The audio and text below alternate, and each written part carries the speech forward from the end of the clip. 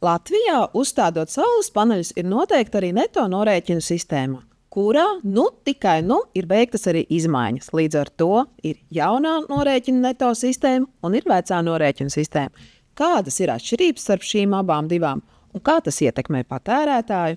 Un kādu atbalstu saules paneļu uzstādītāji vēl varēs saņemt no valsts? Uz šiem jautājumiem lūdzu atbildes klimata un enerģētikas ministram Kasparam Melnim. Vecā bija tā saucamā neto uzskaita sistēma. Viņi ir tiem visiem, kas uzstādīja saules paneļus piesārņotas tīklu līdz 2024. gada 30. aprīlim. Tas bija tas moments, kad tu saražo elektroniku, tu viņu devi tīklā, un tad pa ziemu ņēma atpakaļ tos pašus, jo tur uzskaita notika kilovatstundās. Un kas varbūt bija specifika, viņiem bija savi ierobežojumi. Tur bija noteikts kilovatu, cik to var uzstādīt. Kaut ko aptuveni 11 kW maksimālai griezt, un tu varēji patērēt tikai tajā objektā, kur ir uzstādīts. Ņemot vērā, ka tad bija diezgan liela no sabiedrības arī interesi par to, kāds grib uzstādīt vairāk saules paneļus ar lielāku jaudu.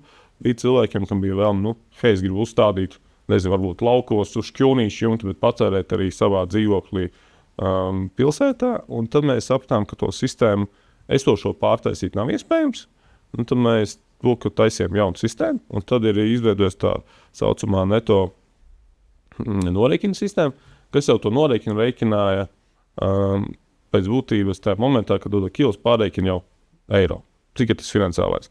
Un tad nācam pirmkārt ar to, ko var uzstādīt lielāku, cik tu vēlies, praktiski bez ierobežojuma mājsaimniecība var uzstādīt, jo stipri lielākas jaudas.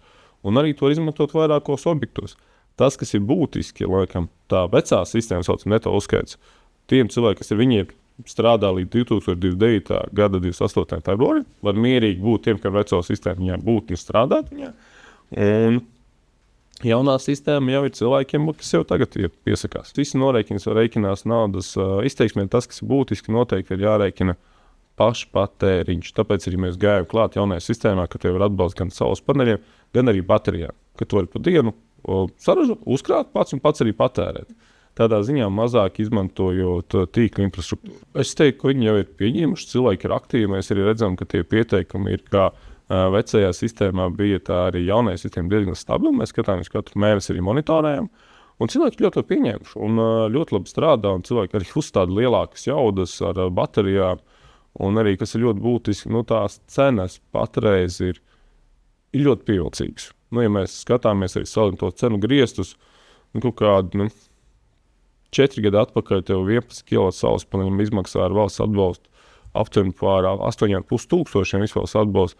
Tad te pēdējie piedāvājumi, ko es redzēju, jau tie paši 11 kW saules paneļi plus ar 10 kW bateriju ar valsts atbalstu izmaksā 2,5 tūkstoši.